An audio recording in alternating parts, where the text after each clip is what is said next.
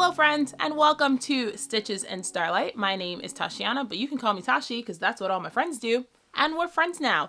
If this is your first time here, thank you so much for clicking on this video. There are so many voices on the internet clamoring for your attention, and you saw this thumbnail and clicked on it, and that makes you a rad human. If you are a returning viewer, you already know what time it is. Welcome back to the channel. I'm coming to you from my home in Brooklyn that I share with my husband Joshua and our two hell kittens, Minerva and Astoria. And this is my channel where I talk about what I am knitting, what I am spinning, what I am sewing, maybe what I am weaving. Literally, it's all fiber all the time, and you're here for the wool chaos. Thank you so much for being here. Before I get distracted, real quick, let's talk about what I'm wearing, because I'm normally not wearing handmade things, and I know I'm going to forget. On my head is my Flicker and Flame hat. I talked a lot about this in episode 2 of the podcast. This hat is hand processed and hand spun. It is the Flicker and Flame hat by Andrea Mowry. It's one of my favorite things that I've made because it's just rad. I love the color work in it. I love that it's hand processed. I love that it's hand spun.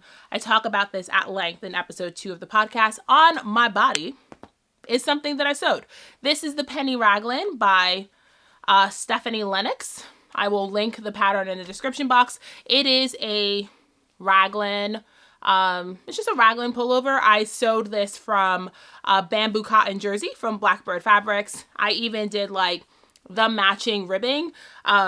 This was the first time I used a twin needle, so you can see it's not the neatest. It's a little lumpy because it was the first time I used a twin needle, but I'm still pretty happy with it. I'm pretty proud of it. I wear it all the time. I have the neckline. I even did like the matching ribbing for the hemline of the sweater. It is a very good comfy throw on, go anywhere jumper. So that's what I'm wearing.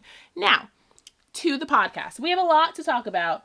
We always have a lot to talk about. That's part of the reason why we do this every 2 weeks and not every week, to give me time to actually make stuff. But here is the basket of things we're going to talk about today. So let's get right to it.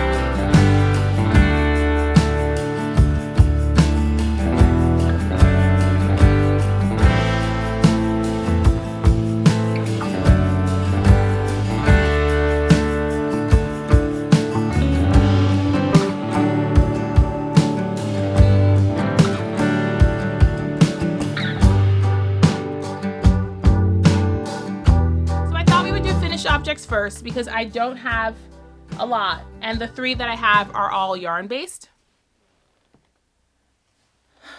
I'm missing yarn, so I thought we would do finished objects first because I don't have a lot, and the 3 that I have to share with you are all hand spun. I have been spinning like a freak this week. I mean, I'm always spinning like a freak. It's a thing I do. But I have 3 skeins that I thought I would talk to you about. So the first skein I have is, if you remember last time on the podcast, we talked about Finn's fleece from Long Rifle Farm. And I pretty much just raved about how gorgeous that fleece was. Well, I spun a skein of the yarn. Oh, look at how perfectly balanced that is. This is a singles yarn. So having a singles yarn that is that durable and that balanced is like, that's a vibe. If you're a spinner, you understand singles yarns are not easy to do, and they're definitely not easy to make balance. But here's the yarn. I'm so pleased. I'm so pleased with how this came out. So I decided to spin it as a single because spinning Icelandic singles is my favorite way to spin Icelandic. I was actually talking to Brittany at Crux Fibers about plying Icelandic, because my concern is once I start putting ply twist in this, I'm really going to make rope. And that's never the end game. So we were talking about ways to ply this, apply Icelandic in general so that it doesn't become ropey. And she was saying that like a low twist ply might be the way to go. So I think my second skein of Finn's fleece, I might try plying it and see what happens. But that is my first finished object. I scoured this, obviously, scoured it, ran it through my carder, spun it with a super low twist. I think I spun this at 10-1, which is like the medium whirl on my Lendrum DT, but I spun this at 10-1. I ended up with 345 yards for 4 ounces. I don't know what my twist angle is on my singles because I mean, I guess there's a way to measure your twist angle on your singles, but it's really hard to do that with a singles yarn because I can't measure the twist angle of my ply. But I did fold this slightly. So I went hot, cold for about 5 minutes to give this some good integrity so that my singles weren't going to completely drift apart when I went to like knit with them.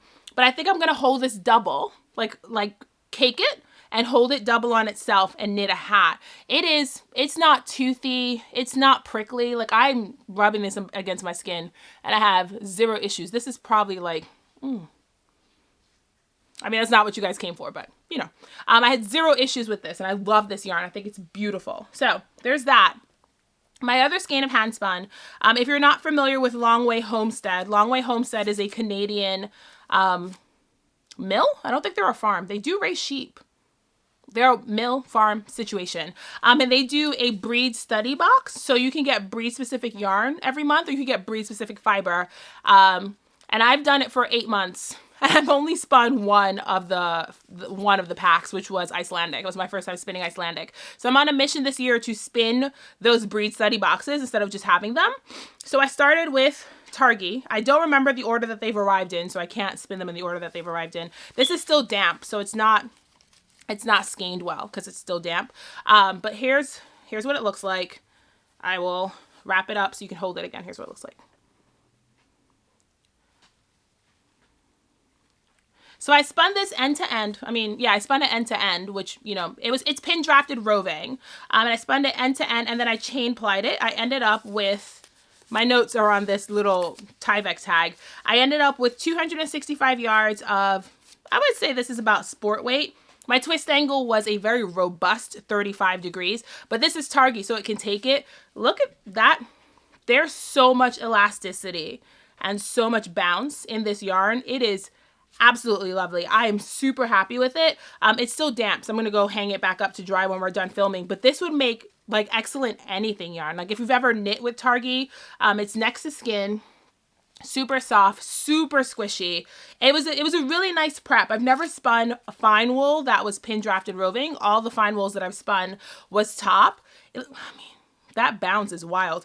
It was beautifully prepped. It spun up lovely. So we'll see. I think the next time you guys see me, I might have another one of these done. I'm aiming to do one a month to finish up the boxes and then just have a bunch of miscellaneous skeins in my stash. I do want a Tazhi fleece though. I will tell you that this has told me that I want a Tazhi fleece. So we're going to put that on the list for 2024 fleece buying. And my last skein comes with a bit of a story. This is this is huge. Look, these are so big. So this is 6 ounces. Normally I spin 4 ounces at a time. I didn't feel like scanning this up into 2 skeins, so I scanned it into 1 big skein. But this is 6 ounces, and it's also still damp because I took it off of the drying rack to film this podcast. But this is 6 ounces of a blend that I created for my friend Sam Guerin. Released the Coffee Run Collar, which is, this word makes me laugh, but it's a dickie. I'm immature. I'm 5. I don't care. It makes me laugh. It's one of those like, you know, it's a collar and then you have a little front and a little back and you wear it under a jacket over a sweater. So it looks like you have like a fancy sweater on, but it keeps your neck warm and it keeps your like midsection warm without making your sleeves hot. You know what I'm talking about. So she just released one and I was talking to my friend Natalie and I was like, it would be great to spin for this. So I came up with a blend just for her Coffee Run collar, spun it up and knit it. So this is, it has BFL Coopworth fleece in it. It has Suffolk fleece in it. It has alpaca, it has sari silk, it has dyed tussa silk, and then it has a little bit of dyed Tazhi top. So the Tazhi top is the only top that's in this, but it has a little bit of dyed Tazhi top for some color. It is beautiful. It is so soft. It's so nice. I spun it to have like a little, I mean, the alpaca in it gave it a little bit of halo. I spun it to a really, really, really, really low twist angle. Long wools will betray you. You put too much twist in a long wool, it will betray you. You're going to end up with rope. I mean, it depends on what you're spinning for. If you're spinning for like warp for weave-in, then go ahead, add all that twist. If you're spinning for a knitting yarn, a long wool will betray you if you put too much twist in it. So I spun this to a really soft twist angle. I want to say this is somewhere between 25 and 30. I have notes, but I'm looking at it. I'm like, it's between 25 and 30. It is super beautiful. Now, I will say, I didn't do the thing that I tell everybody to do. I didn't sample and didn't check my grist. I was just like, 6 ounces will give me anywhere from 500 to 600 yards. I forgot, long wools are low grist, so it didn't. I have 400 yards of this yarn, but I was talking to Sam and she was like, you can just modify the pattern to make 400 yards work for this particular pattern. So I could go back and spin more, but I might just cast on with what I have and see if I have enough. But let me show you the yarn. So here's the yarn. I'm really happy with this spin. It is really gently twisted. It's beautifully spun. The pattern is designed to hold fingering weight yarn held double with mohair. So I'm going to hold it double with like a neutral. Honestly, maybe I should go with a taupey mohair. I don't have a taupey mohair. I'm going to go with a neutral like cream ecru beige mohair because that's what I have in my stash. I really like this.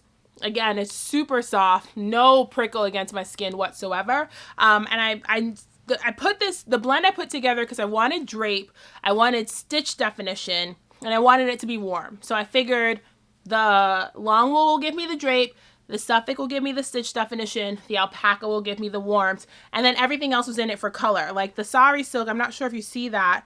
I'm not sure if that's coming through, but there's like, you can kind of see that there's tweed in this. So there's like little bits where the sari silk comes through, which is giving it a tweedy effect. I'm really excited for this knit fabric.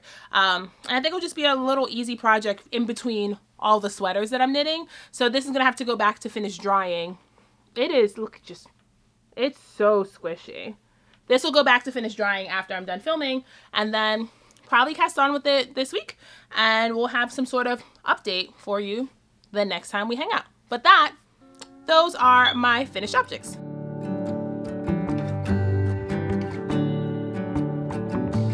You feel like summer days to me, warm, tender, sunny rays. I hope that we are meant to be. You say nothing at all when we meet, yet somehow I know your history. Oh, come what may, I'm ready. Picture frames, lavender and pain, they all live here within this romance. I get the chance to stop the run and be the lucky one.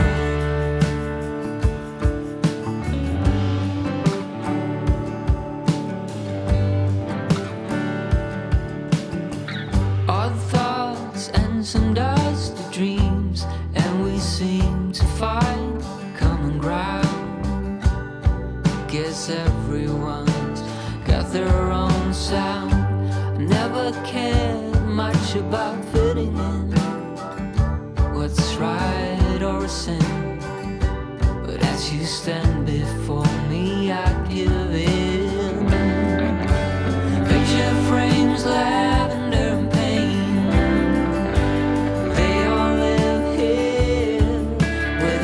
romance. I get the chance to stop the run and be the lucky one. Picture frames, lavender and pain. Okay, so let's do works in progress. I thought we would do knitting works in progress and take a break from the spinning, and then we're going back to spinning. But I thought we would do knitting works in progress.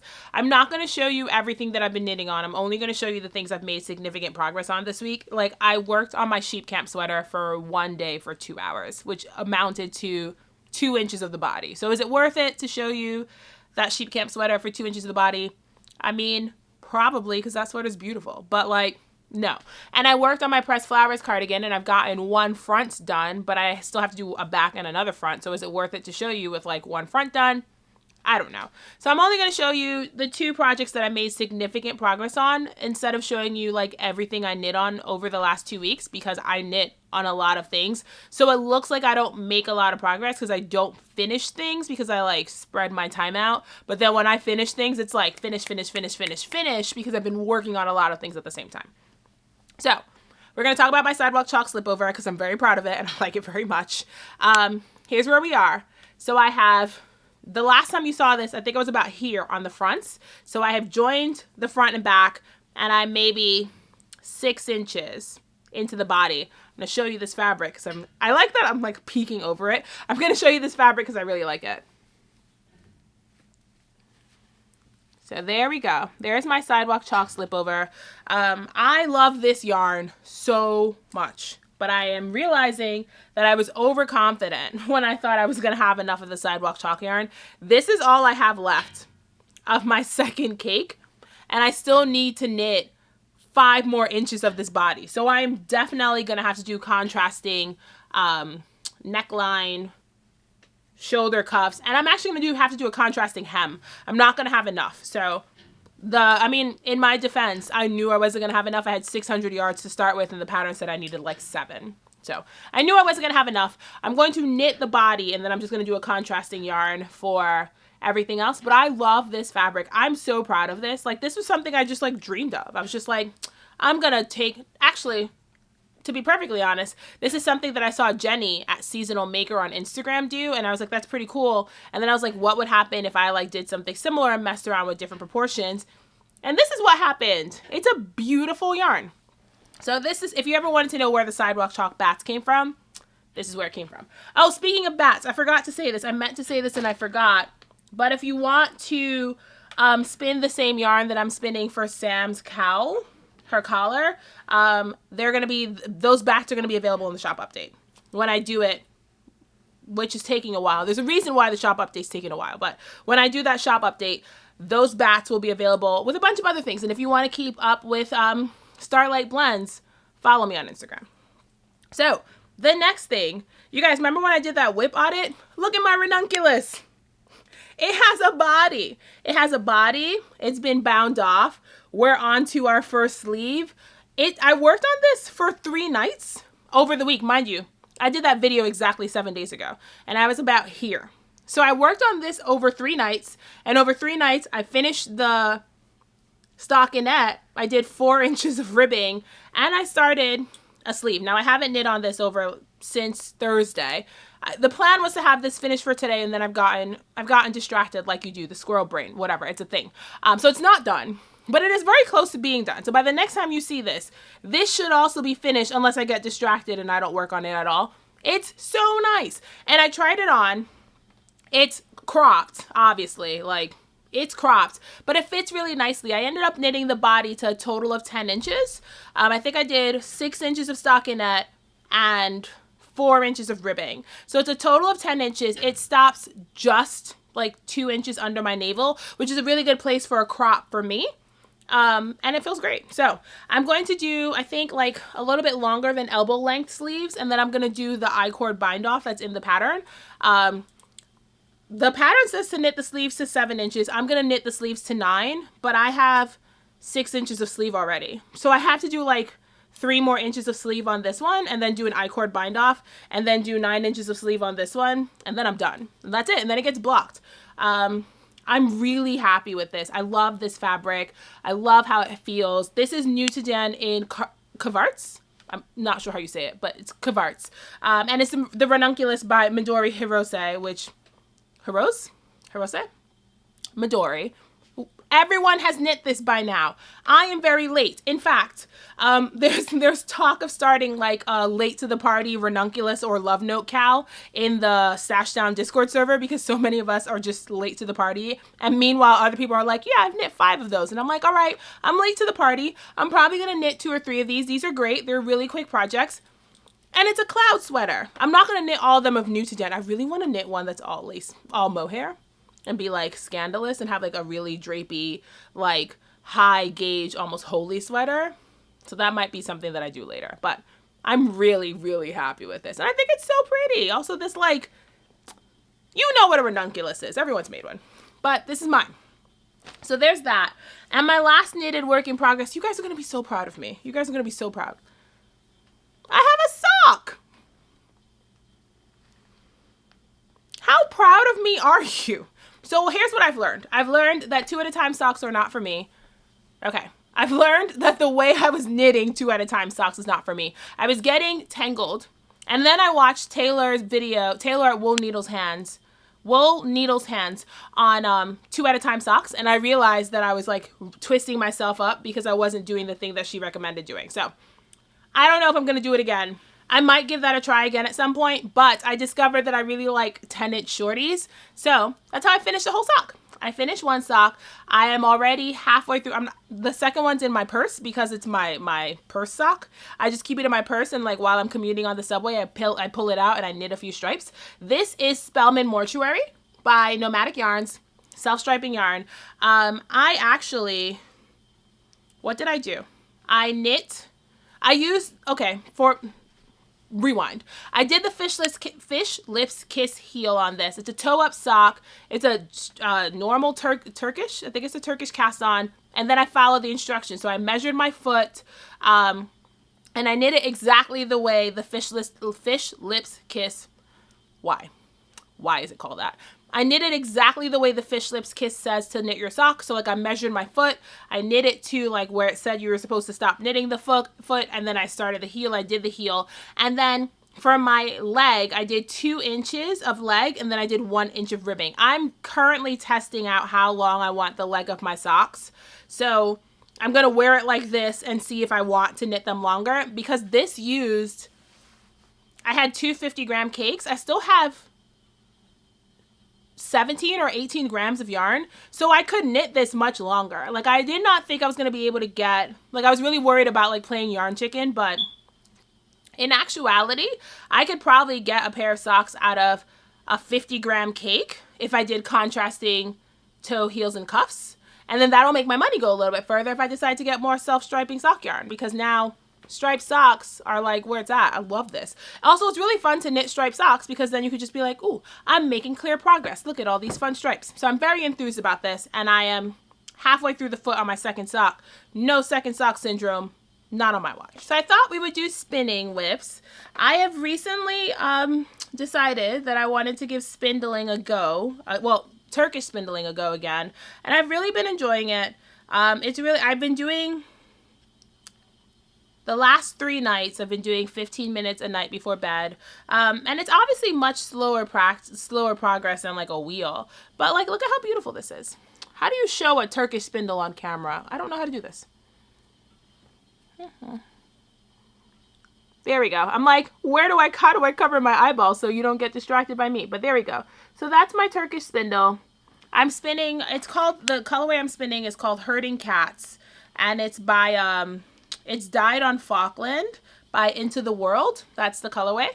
And I've just been, making my little turtle. And we'll see how long this goes. I might be spinning this for the rest of my life. But I do like the slowing down aspect of it. It's been a real joy.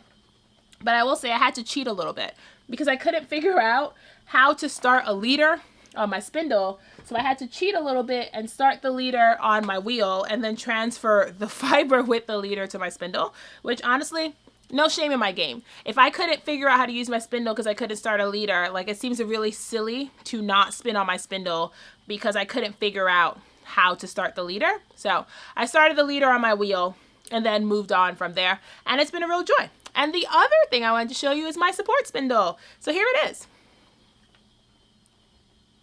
Here it is. It is not great. I'm going to be perfectly honest. I am not even close to good at this, like at all. I'm terrible. But I couldn't do it for so long. And the reason I couldn't do it, I thought I was like, should I show you guys how terrible my support spindling is? But honestly, I don't want to embarrass myself like that on camera. So I'm not going to. But the reason I couldn't do it for so long was because I couldn't figure out how to start a leader. And then I did the same thing. I started the leader on my wheel. And then I transferred the leader with the fiber to my spindle. And all of a sudden, I was spindling. And I knew, listen, I know myself. I knew the second I figured support spindles out, I was going to be obsessed. Yo, that was correct. This is wildly fun. It's all of the magic of making yarn that I love from like long draw and woolen spinning. Not that like worsted spinning isn't magical, but I find woolen spun yarns to be real magical. And support spindling has a lot of that magic for me. So I did a lot of practice today. My goal is to do 15 minutes every morning before work on my support spindles and 15 minutes before bed every day on my Turkish, and see how long it takes me to spin 4 ounces. You better believe your girl has other support spindles in the mail, because I did not want to get a bunch until I figured it out. But now that I figured it out, I mean, now I'm spindling and I just want to keep doing it.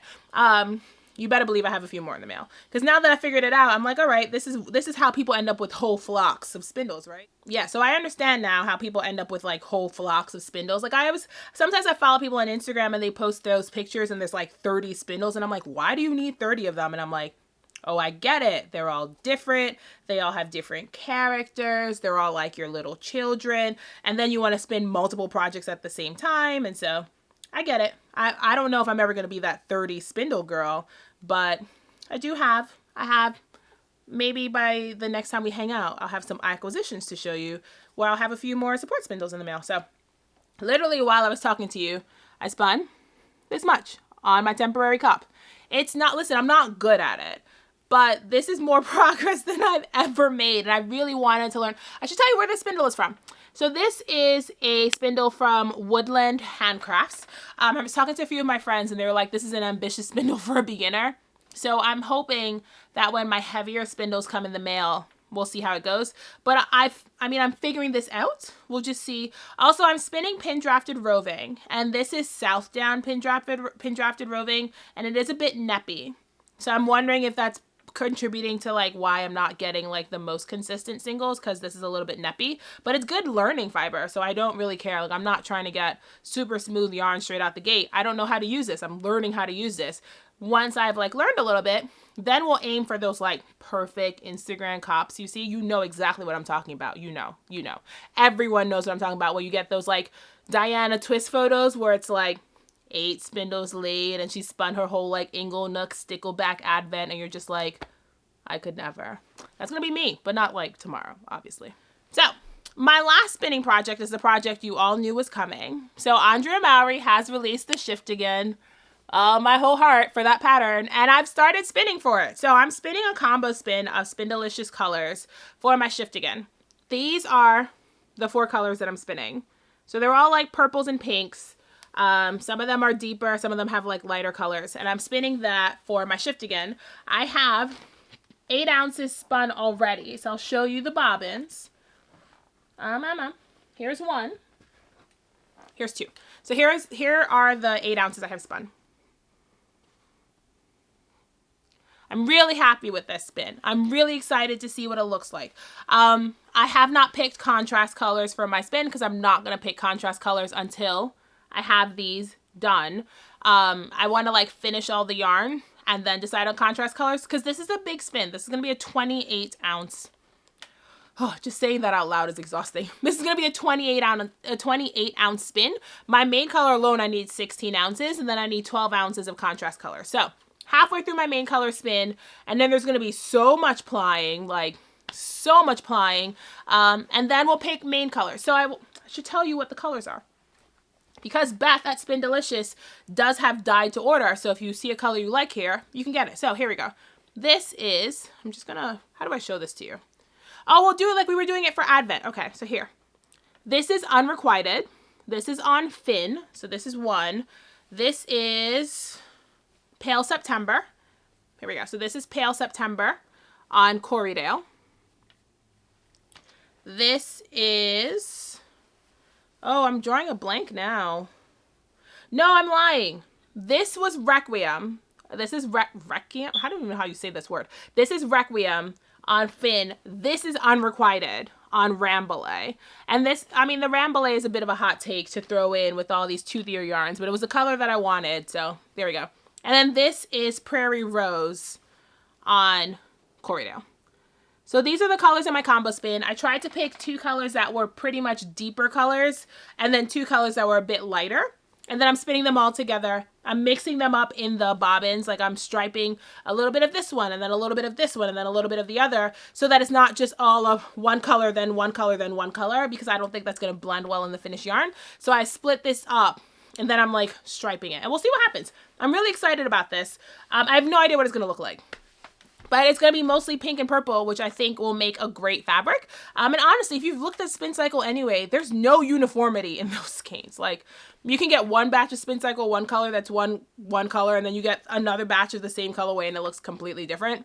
It's because of the pin drafted roving. Listen, I understand why it happens, but I'm like, if people knit whole sweaters from Spin Cycle and all those colors look wildly different anyway, then this should work out just fine when all the colors are in the same family. I'm thinking about doing one of my contrast colors being like a darker teal, like a dark teal and gray. I have a braid that's that color. I have a braid that's like grays and blacks, because I'm thinking of doing like grays, blacks, teals, and maybe green for my contrast color, to avoid doing anything that will be too, like I'm not going to put yellow on this. That seems like it'll be too high contrast, but I'm going to finish the spin and then walk around my stash with this in my hand and figure this out. I have a braid from Wee Chickadee that has like ruby red and teals and dark blues, and I think that might be one of my contrast colors. But we'll see. I'm hoping that by the next time you see me, I will have all of the main color done, and then we'll start picking contrast colors. My goal is to start knitting this by maybe mid-March. I'm giving myself another month and a half because I still have to finish a 16-ounce spin and then do 12 more ounces. And honestly, I'm spinning this short forward. It's boring. I don't enjoy spinning short forward for like long swatches. I would much rather do a woolen spun yarn. I find this boring. I could do this. How do I say this without seeming really vain? I could do this in my sleep, so I find it really boring. So it's really hard to stay engaged with this when I'm like, oh, let me go like card some of my own fiber. Let me go process this new fleece. Let me go learn something new instead of spinning 28 ounces of comb top. It's a huge spin. So I keep having to take breaks because I'm getting bored. That's what it is. And then shiny squirrel. It's like, oh, someone's released a new pattern. I want to spin for this. Oh, someone's done this thing. And then all the other spins that I want to do, like this one, I did this. I carded this. Sam released this pattern on Wednesday, and I had finished yarn by Saturday. Like I got home from work on Wednesday. I carded the fiber. Did she release this? No, she released this pattern on Tuesday, and I have yarn by Saturday because I only had to do like 500 yards, which is like a much smaller project than the 28-ounce project. So every now and then listen, sometimes you need a win, right? Like sometimes you need something where you're like crossing this off, this is done.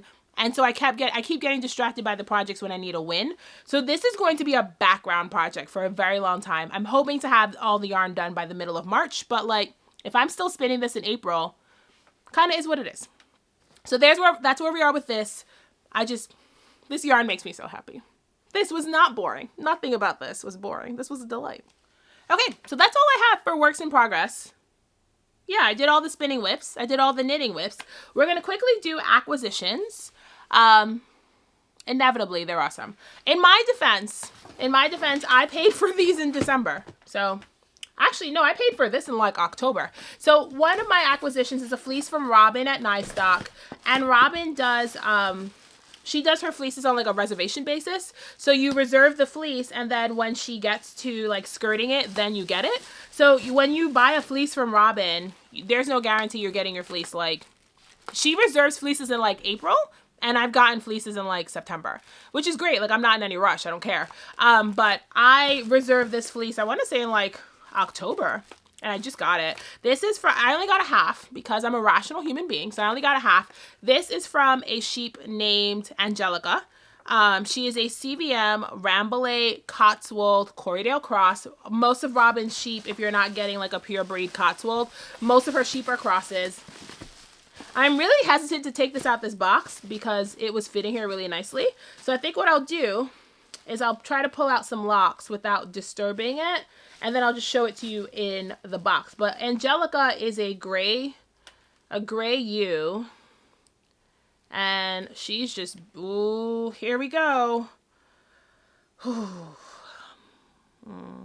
Listen, if you've never had a fleece from Robin at Nistock, Robin's fleeces are something special. I'm just going to say that straight out the gate. And I feel like, listen, I'm sharing my sources with you, which means that eventually I might have to compete with you for a fleece, which makes me sad.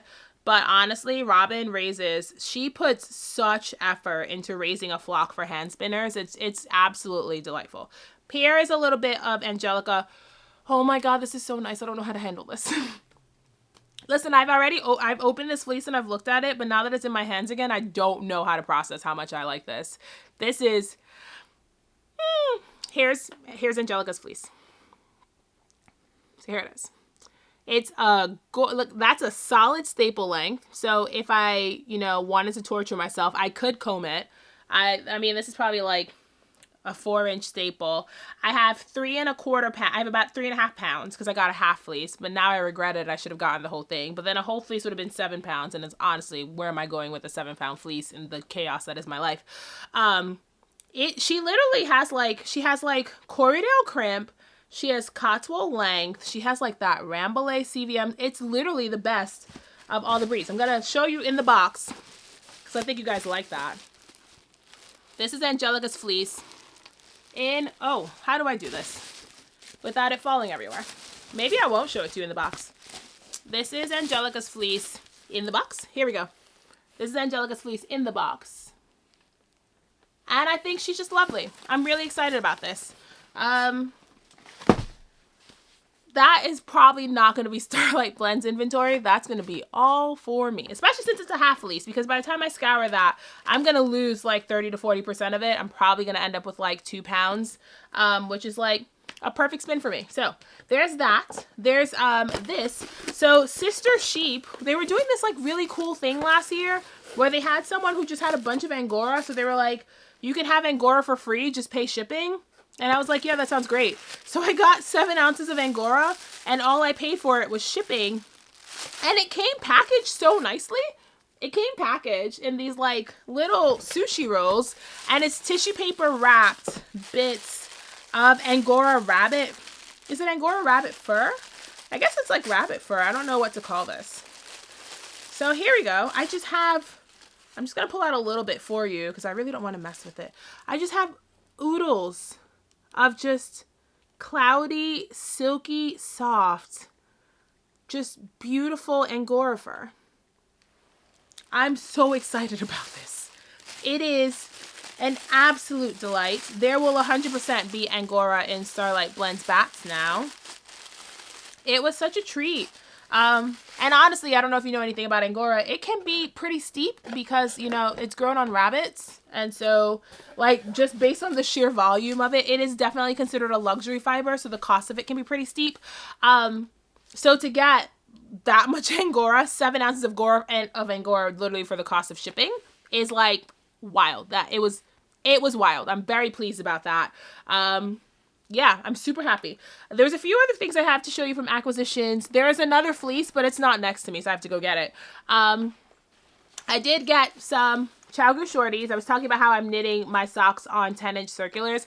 I'm hoping this gets me off of Sleeve Island a little bit faster. So I got the minis for like socks, and then this is like sets 4 to 8, which is what normally my knitting needle preference is.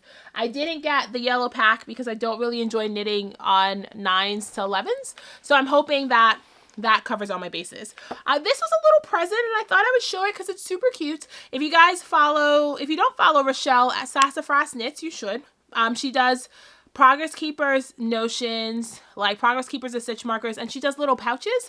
And she told me she wanted to make me a pouch for Christmas, and so I asked her for a notions pouch. You guys have to see this notions pouch. It's so cute. Look at how cute this little notions pouch is. So it has 2 colors with like some butterflies on the front, and then it just has this like little mustard fabric on the back, and it's so small. It's like the perfect size for putting like some measuring tape in, and for putting like your little snips, and for whatever small, knitting accessories you need.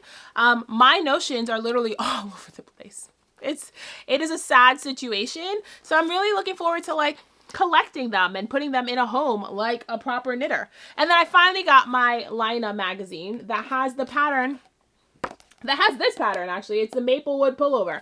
Because I didn't realize that Lina didn't sell, you can't get their like magazine patterns online. So I went to buy the ebook for this because I like to like write all over my patterns. And I went to buy the ebook, and then I realized I had to actually buy a physical copy, which I was very upset about because I was like, I don't want a physical copy of this book. So I put it off for weeks, and then I finally relented. Look at how good this Maplewood Pullover is, by the way. So this is what I plan on knitting. I showed the yarn for this in episode 4. It's the yarn from that I bought because Kayla at the Marissa Made podcast bought it, and because she bought it, then I had to have it. So I showed the yarn for that already. It's Drops Alpaca Boucle that I'm going to hold 2 strands of and marl together to knit that pullover, which I'm very, very excited about. But there's that, and I'm going to go get the fleece to show it to you because I mean, if I'm going to do acquisitions, I might as well do acquisitions. Okay. So here's the last acquisition. It is a big old bag of multicolored Romney from a sheep named Belle that's taken care of at 3L and S. I think it's 3L and S Farm. Just gorgeous, gorgeous Romney. I mean, again, I have a thing for Romney. Here we go. So that's what one of the locks looks like. It's a multicolored fleece, so there's some bits of it that's like a darker silver, and then some bits of it that are like taupey, and some bits of it are like pewter. So I don't know. I mean, I can't decide if I'm gonna sort this. I might sort this. See, like here's a little bit of it that's like a lighter gray. It's actually pretty short stapled for a Romney. I'm used to Romneys having like, you know, big 6-inch staples. This is a little bit short for a Romney, as far as I know. So here's like a lighter gray, and it's beautiful, has beautiful handle. I'm very excited about this fleece. I'm also just really excited about the color of it, to have like multiple Romney options in the same thing, because the only Romney I have in my stash is white. So now I have more Romney, and actually this is half for me, half for Starlight Blends, but I did buy it in December. It just made its way here really slowly. So that is that for fleece acquisitions. I will show you one thing that I did get for the shop that's really cool. So this is pin drafted roving from a farm that's like a few hours from me. It's in Hillsdale, New York. It's a Navajo Choro baby doll Southdown cross. So it has like the best of both worlds. It has that baby doll Southdown softness, but then it has the you know, the robustness and the, what's the word? Like Navajo Churro yarn is just really resilient. And so it has that resiliency, and it has that bounce and that softness from Baby Doll Southdown.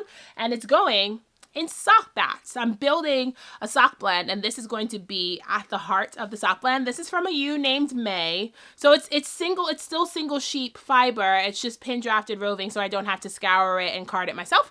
It's already done for me.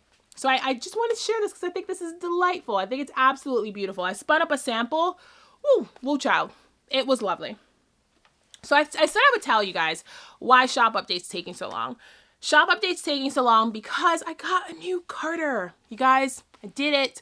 I bought the electric carder. My shoulder is like, I can't keep up with making the bats on my little manual carder, because each bat, to make a 4-ounce bat, I had to split it in 2, and then each bat was carded 3 times. So I was carding each bat 6 times manually, which is a lot for me to do on my shoulder. So I finally bit the bullet, and I got my electric carder.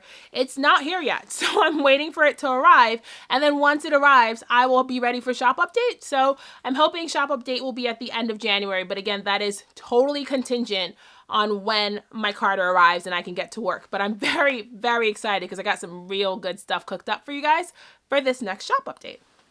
Okay, so there's 2 more things I want to do, and then we're done. I wanted to share a thing that's bringing me joy every single time, and the goal was to share something that's spinning related and something that's non-spinning related, and you know, just literally share something that's been bringing me joy. So for this week, the thing that's been bringing me joy that is spinning related is my friend Kirsten started a podcast. So Kristen and I have been friends for literally years, like a very long time.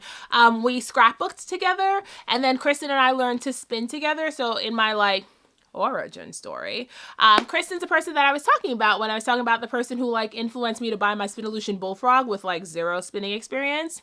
I love that girl. So she started a podcast, and it brought me a lot of joy to like, she just literally sat on her floor and like showed all her hand-spun yarns. And I was just like, I should do a hand-spun yarn parade because I still have my first like 4 skeins of hand-spun. So I could show you what the yarn looks like in the very beginning.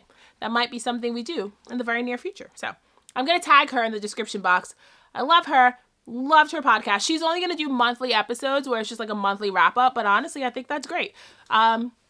Yes. So that's the one thing that's bringing me joy.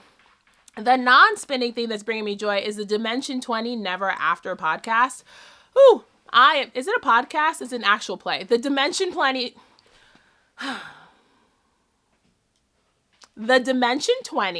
Never After actual play. It's what's been bringing me joy. So if you're not familiar with like D&D, it's a bunch of like comedians who sit around a table and play D&D and then film it, and then we get to watch it and watch them tell stories. This is a horror fairy tale, which is just like, it's 2 words that I never expected to be put together, and it's making me so happy. Brendan Lee Mulligan is my favorite DM of all time. I just think he's amazing. I have such a soft spot for Lou Wilson. Like, I will fight for him. Love Lou Wilson. And so that's one thing that's been consuming so much of my time. Although I will say Joshua and I just started watching Taskmaster. Well, he's been watching Taskmaster for years. I just started watching Taskmaster. And between that and like Naked and Afraid, that's what I watch while I'm spinning and I'm knitting. So that's literally all the media I consume these days is Taskmaster, Naked and Afraid, Dimension 20. That's all I needed. And finally, the last thing we're going to do is, I don't know if what I'm going to call it. Am I going to call it Dear Tashi? We might call it Dear Tashi. So every now and then my friends ask me spinning questions. So I'm going to start answering those questions here because I'm sure lots of other people have similar questions. So this week's question comes from my dear girl at Young Folk Knits, Casey. If you're not following Casey at Young Folk Knits, get your life. She's great. She was asking me, how would you know how much fiber to buy for a sweater quantity? So Casey is new to spinning, if you didn't know this. I think she just got her wheel a few months ago, and she's new to spinning, and she wanted to spin a sweater quantity. And this is a great question because the answer is, I don't know. And I love questions where it's not like a 1 or 2 word answer and I get to explain things. So let's talk about how much fiber you should buy for a sweater quantity. The answer is, who knows? So many things go into how much fiber you need for a sweater quantity. You need to know grist. Obviously, you need to sample and you need to know what kind of fiber you're looking for. So if you're buying Rambouillet, you're going to need more Rambouillet to get the same amount of, you're going to need less Rambouillet, to get the same amount of yarn that you would need for like Romney, because Rambouillet tends to be higher grist than a long wool. This was I'm just throwing everything on the floor. But this was a perfect example because in theory, 6 ounces of fingering weight yarn, if I spin my default yarn, should give me anywhere from like 600 to 700 yards. My pressed flowers spin that I did, which is Corriedale, 8 ounces gave me 950 yards for that spin. It is the same wraps per inch as this one. And I have 450 yards for 6 ounces. That's how grist works. So not every fiber is the same. And depending on the density of your fiber, you're going to get less fiber per ounce of a high density, low grist fiber than something that is low density, high grist. So when it comes to deciding how much fiber you need, you really, really, really have to sample. There's no like uniformity that says you can get 20 ounces of comb top. I will say there are places that I start. So if I'm spinning a fine wool, I know, because I've been spinning for some time and I know what my yarns look like, I know that if I'm spinning a fine wool, I can reliably get 400 yards of fingering weight yarn for 4 ounces. I can do that in my sleep without trying. So if I'm spinning, like perfect example for this, I didn't sample for this because it's all fine wool. So I know that if I spin 16 ounces, I'm going to get somewhere between 15 and 1600 yards of fingering weight yarn. I've been spinning long enough. I know my yarns. I know that if I was spinning DK weight yarn of this same fiber, I would get anywhere from like 200 to 250 yards. But again, I have been spinning for some time. I know my fibers. I know my tools. But if I was spinning a brand new fiber, there is no way I would know that without sampling. And that's why sampling and checking your grist is so important. I will say, if you've been spinning for some time, you can make assessments or guess based on what your default yarn looks like. But if this is your first sweater quantity and you have to get your fiber straight out the gate, well, what I would say is, one, make sure you can get more just in case. I would err on the side of caution, and if you're spinning for a sweater quantity, get more than you think you need and make sure you can get more. If it's something that's like limited edition and this is your first sweater spin, you might be setting yourself up for heartache if you don't have enough. That's just, it kind of is what it is. If you're going to do like dye top, make sure it's like a dye top that you can dye, you can order dye to order. Like if you're getting something from like Beth at Spin Delicious, you can always order more. If it's like a limited edition run, you might run into trouble. It's very, very hard to make these like hard and fast assessments of what you might need without any sort of information.